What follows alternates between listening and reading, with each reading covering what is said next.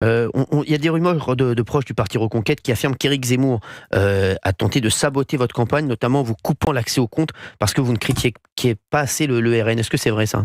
C'est ce que je vous dis quand je ne veux pas rentrer là-dedans. Vous aurez noté que j'ai peu pris la parole ces derniers jours et que si je voulais répondre à tout ça et jouer au même jeu, je pourrais jouer au même jeu. Mais honnêtement, en 2 minutes, pourquoi le Rassemblement national n'a pas souhaité finalement faire un accord avec Reconquête?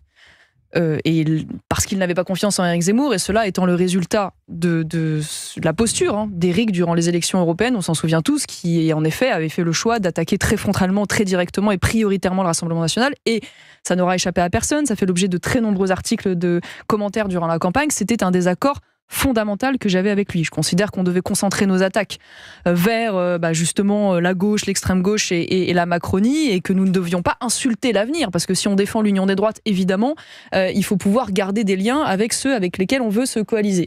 Et donc finalement, ce qui est arrivé, n'est que l'aboutissement de ce qui nous a opposés durant les élections européennes. Et oui, je vais vous le dire très franchement, j'ai vécu un certain nombre de choses très désagréables au sein de cette campagne, dont le fait que pendant 1 mois et demi, en effet, le parti ne versait plus le prêt auquel il s'était engagé parce qu'il voulait pouvoir me faire céder sur le fait d'attaquer le Rassemblement national.